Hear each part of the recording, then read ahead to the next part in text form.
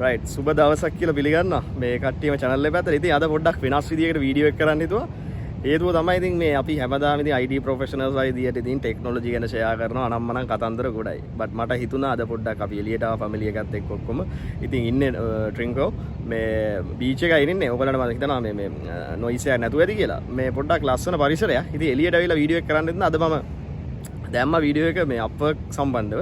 මොකද ගොඩාක් IT professionals ලා තියෙන ගැටලුවක් තමයි මේ කාලේ තියෙන කොම්පිටිෂන් එකත් එක්ක ඉන්ඩස්ට්‍රි එක ඇතුලේ කොහොමද මේ IT ඉන්ඩස්ට්‍රි එක ඇතුලේ ජොබ් එකක් ඇත්තටම මේ හොයාගන්න කියන ප්‍රශ්නේ තියෙනවා. ගොඩක් අපේ නංගිලා මල්ලිලා ඔය ඉන්ඩස්ට්‍රි එකේ ඉන්න අය සහ සමහර අය ලේ ඔෆ් වුණා මන් දන්නේ යාළුවෝ ප්‍රශ්න තියෙනවා රිමෝට් ඔපචුනිටිස් ගන්න කොහොමද ඔය කතන්දර. ඉතින් මම පොඩි කතන්දරයක් ඉක්මනට කියන්නම් වැඩි වෙලා මේ වීඩියෝ එකේ ගන්නෙත් නෑ. දැන් ඕගොල්ලෝ දන්නවා මම අප්වර්ක් එකේ සාමාන්‍ය අවුරුදු 7-8ක් තිස්සේ වැඩ කරනවා. ඉතින් මම මේ තම්බ්නේල් එකකට දැම්ම මේ ඩොලර් ලක්ෂයක් උපයපු කතාව මේක මම මීට කලින් ෂෙයා කරලා තිනවා. මම මේ කාලයකට කලින් තමයි අත්‍තරම ඩොලර් ලක්ෂය ඉපැයීම කරේ. ඉතින් නමුත් මම අර ඒක තම්බ්නේල් එකට දැම්මේ කට්ටියට මොටිවේෂන් එකක් සහ වීඩියෝ එක බලන්නත් පෙළඹෙනවා නේ ඒව එකක් දැම්මම. හරි පොඩි ක්ලික් බේට් එකක් වගේ. ඉතින් හැබැයි කතන්දරේ වෙන්නේ මම වගේම තව ඉන්නවා IT ප්‍රොෆෙෂනල්ස් විතර නෙවෙයි වෙනත් ඉන්ඩස්ට්‍රීස් වල අයත් මෙහෙම මේ කරන කට්ටිය. මේ අප්වර්ක් එක කරලා මේ සෑහෙන දේවල් කරගන්න කට්ටිය. දැන් අපි උදාහරණයක් වශයෙන් මම ගත්තාම මම ෆුල් ටයිම් ජොබ් එකක් කරන අතරේ තමයි මේ අප්වර්ක් ෆ්‍රීලාන්සින් කරේ අවුරුදු 7ක් 8ක් ලංකාවේ টොප් මේ තියෙන කම්පැනි එකේ ඒ කාලේ වැඩ කරන ගමන් රයිට්. ඉතින් එතකොට එතනදී මූලිකම කතාව තමයි මේක දවසින් කරපු දෙයක් නෙමෙයි. මේක කාලයක් ගන්නවා. එතකොට මේකේ ප්‍රධානම අංගය තමයි කෙනෙක් කරනවා නම් patience කියන දේ. ඉවසීම නැතුව පොදා කිසි දෙයක් කරන්න බෑ මේ ලයිෆ් එකේ අපිට. ඉවසීම කියන දේ හරියට ඕන. ඉවසීම නැත්තම් කිසිම දෙයක් කරන්නත් බෑ සක්සස් වෙන්නත් බෑ. ඒක තමයි අපේ අයගේ තියෙන ප්‍රශ්නේ.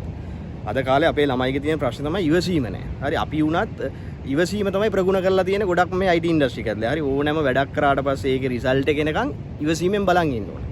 ඊට පස්සේ ආපහු ඒක ප්‍රගුණ කරන්න ඕනේ. මුලින්ම ඉවසීම ගැන කතා කරා. මොකද ඉවසීම කියන දේ හරි වැදගත්. මොකද ඒක නැත්තුව මේ ඔය කිසිම දෙයක් තිබිලා වැඩක් නැහැ. ඉතින් මේ ඉවසීම ගැන කියද්දි මේ පොඩ්ඩක් මූද පැත්තට ආවා. මේ පේනවා ඇති. මේ හරියට පේන්නේ නැහැ මම වීඩියෝ එක කරොත්. මේ ඉවසීම කියන දේ අද කාලේ ජෙනරේෂන් එකේ ඉන්න ගොඩක් ළමයිට ඇත්තටම අඩුයි. ඒක තමයි තියෙන ගැටලුව. ඉතින් අපේ ඩොලර් ලක්ෂයට යන ගමන ගැන කියද්දි මම ඩොලර් ලක්ෂයේ මගේ ස්ටෝරි එක කියලා ඒක සම්පූර්ණයෙන් කියන එක නෙමෙයි මම ගන්නෙ. ඒ ගමන තුල මම ලබාගත්ත මොනවා හරි අත්දැකීමක් තියෙනවා නම් ඒක යම් කිසි විදියකින් ඔයාලට ප්‍රයෝජනයක් තියෙනවා නම් ඒක තමයි මගේ බලාපොරොත්තුව. නැතුව මගේ ස්ටෝරි එක සම්පූර්ණයෙන් මුලින් ළඟට කියලා වැඩක් නැහැ. ඒ ස්ටෝරි එක ඇතුලේ ගැප් වෙලා තියෙන කරුණු, ඒක ඇතුලේ තියෙන වැදගත් දේවල් ඔයාලට මේකෙන් අරගෙන ඔයාලගේ ඩොලර් ලක්ෂයේ ගමන යන්නේ කොහොමද කියන එකට අවශ්‍ය වෙන දේවල් පමණයි මම කියන්නේ. ඉතින් ස්කිල්ස් වලට යන්න කලින් ඉවසීම කියන දේ හරියම වැදගත්. හරි. ඒකයි මම ඒක මුලින්ම කිව්වේ. මොකද ඔය මොන ස්කිල් එක තිබුණත් මොන වැඩක් වුණත් වැඩක් නැහැ. ඉවසීම නැත්තම් මොකද ඉවසීම කියන දේ නැති වුණු ගමන් දේවල් අතහැරලා දානවා. පටන් ගන්නවා අතහරිනවා. පටන් ගන්නවා අතහරිනවා. ඒක නිසා අංක එක ස්කිල්ස් දෙවෙනි කාරණේ තමයි මොකද්ද?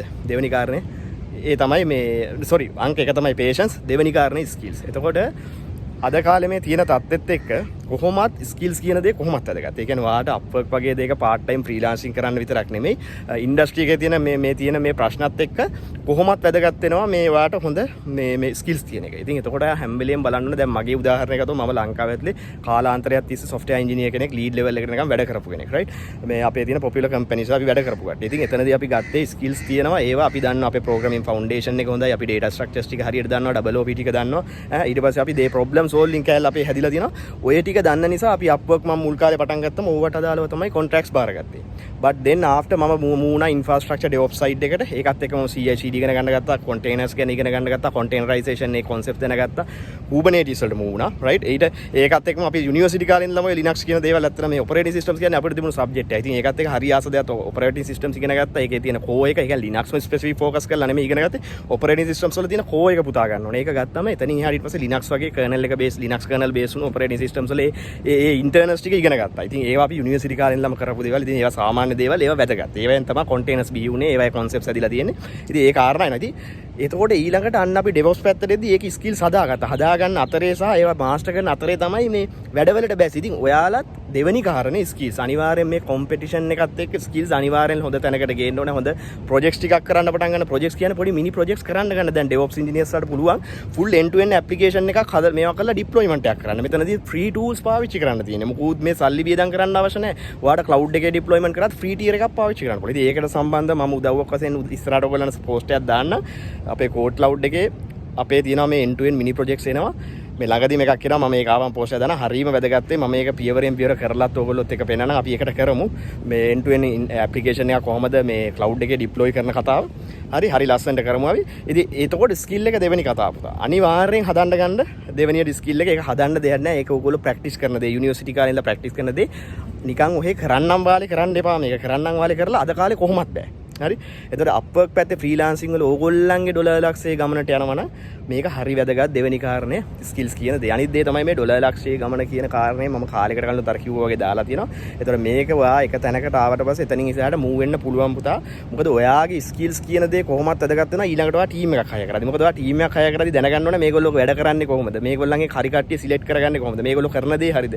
ඒව බලන්නත් ඊළඟට ඔයාගේ ස්කිල් එකට. මොකද දැන් අපි ඒක ඩොලර් ලක්ෂයේ ගමනේදී කොහොමත් ඒ කාලේ වෙද්දී ඔයා ගොඩක් වෙලාවට ටීම්ස් අරගෙන වැඩ කරන ලෙවල් එකට ඇවිල්ලා. එතකොට දැන් අපිත් එහෙම කරනවා. එතකොට එතනදී ඔයාගේ ස්කිල් එක කොහොමත් ලොකු ලෙවල් එකකට ඇවිල්ලා තියෙනවා. දෙයක් ප්‍රොබ්ලම් එකක් උඩ ලෙවල් එකෙන් දකින්න පුළුවන් වෙන්න ඕනේ. සොලියුෂන් එකක් හිතන්න ඔයාටත් පුළුවන් වෙන්න ඕනේ. මොකද අරගොල්ලන්ට උපදේශයක් දෙන්න පුළුවන් වෙන්නේ අර ඔයාගේ එක්ස්පීරියන්ස් එකත් එක්ක. ඉතින් ස්කිල්ස් කියන කාර්යය සෑහෙන්න වටිනවා. ඒක අනිවාර්යෙන් ඔළුවේ තියාගන්න. තුන්වෙනි පොයින්ට් එක ඩොලර් ලක්ෂයට යන ගමනේදී මගේ ගමනේදී මම ගත්ත ඒ දේවල් වලින් ඔයාලට ගන්න තියෙන තුන්වෙනි කාරණාව. ඒක තමයි පුතා මූලිකවම පොඩි දෙයින් පටන් ගන්න. අපේ අය මුලින් හිතන්න යනවා ලොකු දේවල් සම්බන්ධ. දැන් මේ ඩොලර් ලක්ෂය කතා කරාම ඔයා ඩොලර් ලක්ෂයක් ඔළුවේ තියාගෙන මේ වැඩේ පටන් ගන්න එක නෙමෙයි කරන්න ඕනේ. මේ වගේ ටාගට් එකකට යන්න මේ පොයින්ට්ස් වලින් මොනවද ඔයාගේ ලයිෆ් එකට ගන්න තියෙන ඔයාගේ අප්වර්ක් චේන් එකකට ෆ්‍රීලාන්සින් එකට ගන්න තියෙන එක.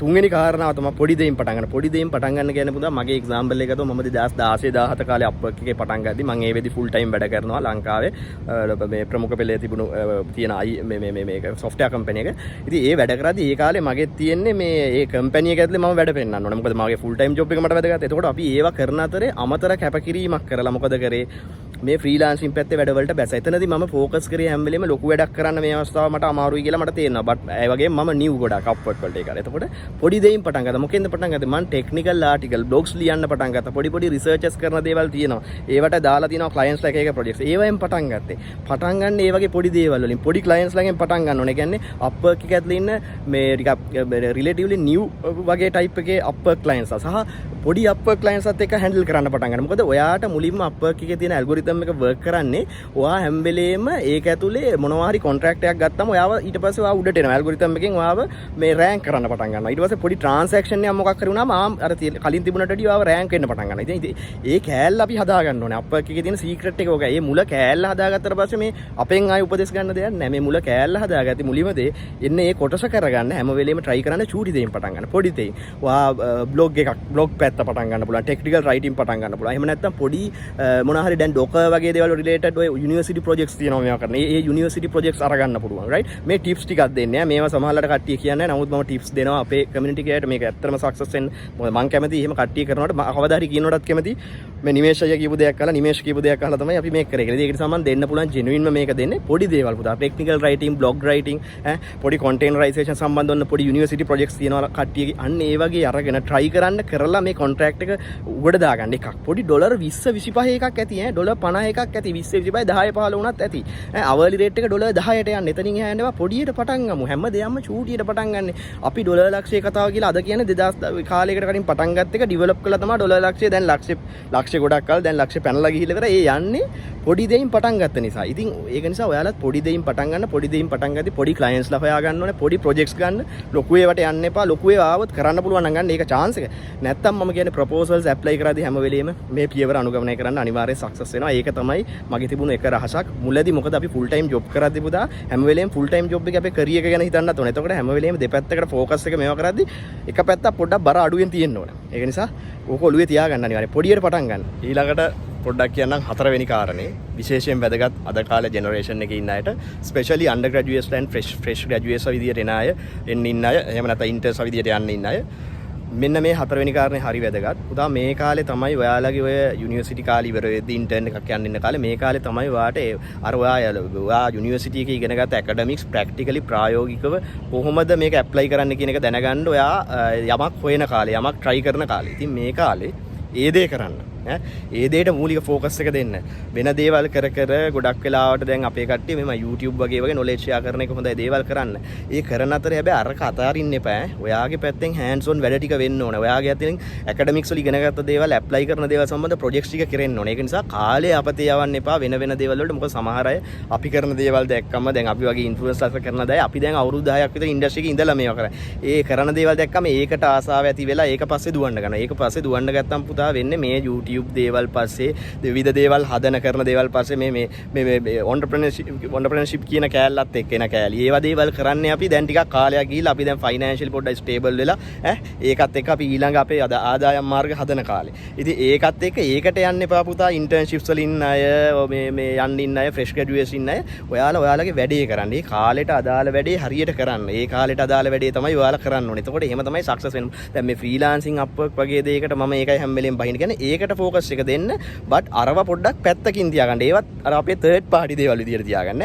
මූලික focus එක ඔයාලා intern ලා නම් fresh graduate යන්න ඉන්න අය නම් අරකට දෙන්න. මේ Upwork වගේ දෙයකට දෙන දේ මාර worthy. කවදා හරි අවුරුදු 5ක් ගිහිල්ලා මේක සමහරලාට ඔයාට අර අපි කියන්නේ මැනික් පතලක් කරගන්න පුළුවන්. ඒක නිසා මම කියන්නේ හැම වෙලේම අනෙකුත් තියෙන වැඩවලට තියෙන යොදවන කාලය වැය කරන කාලය මේක පැත්තට දෙන්න. මේකට focus එක දාන්න. මොකද කට්ටියට පොඩ්ඩක් මේ time එක manage කරන විදිය. තමන්ගේ life එකේ එක් අවස්ථාවල එක් අවදීන් වල මොන දේද මම හරියට කරන්න ඕනේ මොන දේද මම full focus එක දෙන්න ඕනේ කියන එක මේ කාලේ තියෙන මේ සමාජයේ තත්ත්වයේ social media වල තත්ත්වය සහ අපි මේ කියන දේවල් අපි කවදාවත් කියන්නේ නැහැ නේ. අන්න කෙනෙක්ට ඇවිල්ලා මේ entrepreneurship පැත්තේ වැඩ කරන්න පටන් ගන්න කරාට කමන්නේ නැහැ. මම කියන්නේ අපි ඒවා full time අපි කියන්නේ මූලිකව ඔයාගේ අනාගතය හදාගන්න අවශ්‍ය කරන මෙන්න මේ freelancing වලින් මොකද ගොඩාක් opportunities තියෙනවා. ඉතින් ඒකයි අපි කියන්නේ ඒකට focus එක දෙන්න. එතකොට ඒ අතරේ අනිත් වැඩ වලට පොඩ්ඩක් මොකද ඔයාට university එකේ තියෙන ඉගෙනගත්ත දේවල් වලට අදාළ projects ටික කරගන්න mini projects ටිකක් කරලා බලන්න ඒකටත් වෙලාව තියන්න බෑ.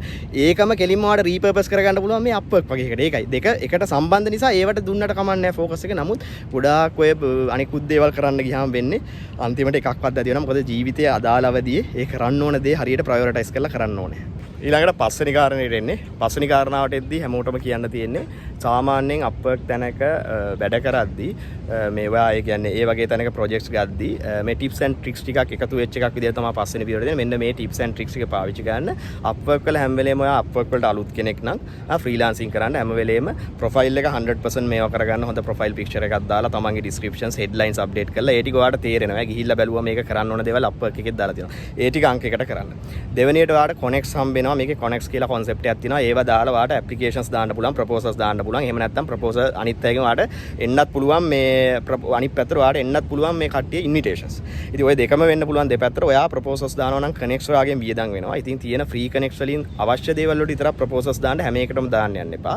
proposals beginner කෙනෙක් නම් දාද්දි අනිවාර්යයෙන්ම clients ලා තෝරගද්දි පුතා පොඩි clients ලා තෝරගන්න. එයාලගේ තියෙනවා කොච්චරක් මේ වෙලෙද්දි එයාලා spend කරලා තියෙනවද කියලා Upwork එකේ. ඒකට එද්දි හැම වෙලේම බලන්න අඩුවෙන් spend $10000කට වැඩි අඩුවෙන් spend කරලා තියෙන අය මුලින්ම අල්ල ගන්න බලන්න. මොකද enterprise level clients වලට යන්න එපා. එයාලගේ ගෙවෙන ප්‍රමාණෙත් වැඩි. නමුත් ඔයා වගේ beginner කෙනෙක්ව ගන්න තියෙන සම්භාවිතාවයත් අඩුයි. එයාලා හොයන්නේ හොඳට වැඩකාරයෝ. Upwork එකේ ගොඩක් stable වෙනවා. දැන් මම ගොඩක් ඉන්නේ මගේ enterprise client ලා ඉන්නේ.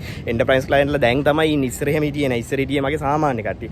enterprise client ලා enterprise level clients සමට ආවේ මම ඩොලර් ඒ කාලේ ඔය 50000 60000 පව් කරන්න ගත්තට පස්සේ තමයි ගන්න ගත්තේ. මොකද එයාලගේ hourly payment එක මට ඩොලර් 70 80ට ගියපු අයත් ඉන්නවා. හරි මම මුලින් පටන් ගත්තේ ඩොලර් 10 15 තමයි hourly rate එක තිබුණේ. ඊට පස්සේ ඩොලර් 60 70ට ගියා. ඒ ගියේ enterprise level clients ලා ආපු නිසා. දැන් කෝඩෝ වගේ කට්ටිය ආවා මට signa.ලා ආවා. ඊට පස්සේ තව මට ආවා මේ කට්ටිය හොඳ signa.ලාගෙන blog ලිවිල්ලක් වෙනම තිබුණා. වෙනම මම කරන කොටසකුත් තිබ්බා. එතකොට ඒවට වෙන වෙනම මට payments ආවා. එතකොට එහෙම තියෙනවා. ඉතින් ඒක නිසා හැම වෙලේම try කරන්න මේ clients ලා හොයාගත්තී පොඩි clients ලගෙන් පටන් ගන්න. ඒක මම දෙන ඔයගලන්ට tip එකක් මෙතන. එතකොට අර spend අනිත් එක තමයි හැම වෙලේම හැමෝගෙම payment මේ එක ඒගොල්ලෝ අර payment ඒගොල්ලන්ගේ මේකක් තියෙනවා. ඒක හැමෝම හදලා තියෙන්නේ. ඒක secure. ඒක ඒගොල්ලෝ මේ approved payment මේකක් තියෙනවා. verified payment එකක් තියෙනවා කියන එකත් බලන්න. ඒවා ඔයගොල්ලන් client එකේ project එකක් දැම්මම client ගේ ගිහිල්ලා ඒ profile එක බලන්න පුළුවන්. ඉතින් ඔය වගේ tips and tricks ටිකක් පාවිච්චි කරන්න මේවා නැතුව ගිහිල්ලා එකපාරට ගිහිල්ලා enterprise level client ලව මේ ඩොලර් 25000 30000 හොයන්න ඕන කියලා හිතාගෙන යන්න එපා. පොඩි දෙයින් පටන් ගන්න. අර මුල ආපහු back වෙන්නේ අපි ගිහිල්ලා අර මුල කියපු කාරණාවල. මේක මට මූලිකව දෙන්න ඕන දෙයක්. ඉතින් ඔය tips and tricks ටික beginners ලා පාවිච්චි කරද්දී සමහර අය ඉන්න පුළුවන් Upwork වල already stable වෙච්ච අය. දැන් අපි වගේ කට්ටිය කාලයක් තිස්සේ stable වෙලා ඉන්න නිසා Upwork වල අපි top rated ගිහිල්ලා ඉන්නවා. top rated plus ගියා. ආපහු ඕක හැබැයි නැති වුණා මට. top rated plus නැති වෙලා ගියා. ආයේ top rated වලට බැස්ලා.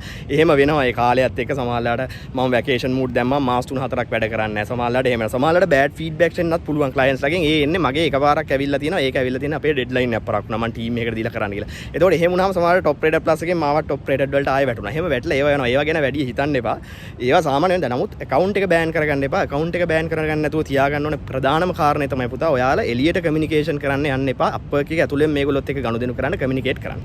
හැබැයි බට් මම දැන් කාලයක් තිස්සේ මේක කරපු නිසා මගේ ගොඩක් අප්වර්ක් එක ඇතුලේ දැන් ඇතුලෙන් මුදල් හුවමාරුව වෙන්නේ නැහැ. මම ගොඩක් ක්ලයන්ට්ස් එළියට ආවා. මට උදාහරණයක් මේ ඔය කියන ගොඩක් ක්ලයන්ට්ස් එළියේ ඉන්නේ. ඒක නිසා මගේ දැන් ඩොලර් අප්වර්ක් එකේ පෙන්නන ගාන ඇත්තටම වැරදි. ඒ මොකද මම අප්වර්ක් කරහා ගත්ත ක්ලයන්ට්ස් එළියෙන් තමයි මට පේමන්ට් කරන්න ඔය අපි වීසා through කරනවා. වීසා හරි වීසා කියලා මම කියන්නේ ඒකට වයිස් හරි වීසා හරි සමහර අය වයිස් කියලා කියනවා. මම දන්නේ මම වීසා කියලා කියන්නේ. ඉතින් ඒක through මම පේමන්ට්ස් ගන්නවා. ඒ කියන්නේ මම එළියට ආවා. හැබැයි ඒක ඕගොල්ලෝ කවදාවත් මුලදී කරන්න යන්න එපා. අප්වර්ක් එකෙන් ඒක මේවා කරන්නේ නැහැ. ඒක කරන්න හොඳ නැහැ. මොකද ක්ලයන්ට්ස් ටික කාලයක් ඇද්දි කියනවා නිමේෂ මට කියපු දේවල් අපි මේක එළියෙන් කරමු. ඔයා ජොයින් වෙන්න part time consultant. right? එතකොට අපි එළියෙන් payment එකක් කරනවා. ඒතර අප්වර්ක් එකට යන ඩොලර් ගානක fee එක නැති වෙලා යනවා. ඉතින් එහෙම ගත්ත ක්ලයන්ට්ස් ඉන්න නිසා ඇත්තටම මගේ අප්වර්ක් එකේ දැන් මේවා කරන්න බෑ. ඩොලර්ස් මගේ ඔය ලක්ෂ වද්දි මුල කාලෙම මම ඩොලර් 30000 35000 යද්දි ඒ වෙද්දි ඩොලර් ලක්ෂ පැනලා කියන්නේ මම එළිය වීසා through එහෙම අර ක්ලයන්ට්ස්ලා ඩිරෙක්ට් ක්ලයන්ට්ස්ලා එළියෙන් ගත්තා. මේක හරහාම යවලා. නමුත් ඕක කරන්න රෙකමන්ඩ් කරන්නේ නැහැ. ඔක මුලදී කරන්න යන්න එපා. පසු කාලිනව ක්ලයන්ට් ගේ පැත්තෙන්ම ඔයාට මේකක් එයි. ආවට පස්සේ ඒකට අප්‍රූවල් එක කරගෙන යනවා. නමුත් අප්වර්ක් එක පැත්තෙන් එහෙම එකපාරට ඔයාට ගිහිල්ලා ඔයාගේ තියෙන එළිය ප්‍රොෆයිල් ෂෙයා කරන්න, contact numbers දෙන්න, WhatsApp ෂෙයා කරන්න ඒවට යන්න එපා. අනික WhatsApp numbers අහනවා නම් කට්ටිය මුලදීම contract එක ගද්දී ඒගොල්ලෝ ගොඩක් වෙලාවට scams වෙන්න පුළුවන්. අනිත් එක ඕගොල්ලන්ට සල්ලි ගෙවන්න කියනවා නම් මොනවා හරි project එකක් පටන් ගන්න කලින් තනිකර scams. එහෙම ඒවා වැඩක් නැහැ. project එකක් කරන්න කලින් ඔයාම කොට සල්ලි ගෙවන්නේ. මේ වගේ අනිවාර්යෙන් avoid කරන්න මේ වගේ clients හොඳ portfolio එකක් build කරන්න ඔය කියන tips and tricks ටික හරි වැදගත්. ඉතින් මේ ටික ඔළුවේ තියාගන්න පුතා. හරි. මම හිතනවා වීඩියෝ ගොඩක් දුර යයි කියලා. ඒක නිසා මම මේක part 2 එකක් ගේන්නම්. මේක part 1 එක විදියට ගන්න අප්වර්ක් agency එකක් මම හැදුවා. හදාලා තියෙන්නේ. ඒකට හදන්න හේතුව මට දැන් clientsලා ඉන්නවා. ඒ clientsව මට මේවා කරගන්න වැඩ කරන්න team එකක් දාගන්නවා. ඒක team එකක් දාගන්න මම ඉස්සරහට බලනවා අප්වර්ක් එකේ අපේ accounts තියෙන කට්ටිය ඉන්නවා. එයාලව ඒ හරහාම hire කරගන්න පුළුවන් නම් ලේසි. මොකද මම දැම්මනේ අර ජනුවරි වෙනින් ඉඳලා මම පොඩි වැඩ ටිකක් දෙනවා කියලා අපේ කට්ටියට jobs ටිකක් හරි හදලා දෙනවා කියලා. ඒතකොට මට පුළුවන් අප්වර්ක් profile ඕගොල්ලන්ගේ තියෙනවා නම් අප්වර්ක් මගේ agency එකට add කරගන්න. ඒතකොට different areas වල ඉන්න ඕන කෙනෙක් QA ලා වෙන්න පුළුවන්, software engineers ලා වෙන්න පුළුවන්, DevOps ලා වෙන්න පුළුවන්, infra engineers ලා, admin ලා, KAIDS admin ලා ගන්න පුළුවන්. ඉතින් ඒ agency එක ගැන විස්තරේ මම දෙවෙනි part එකේ කියන්නම් කොහොමද අප්වර්ක් එකේ agency එකක් හදන level එකට එන්නේ කියලා.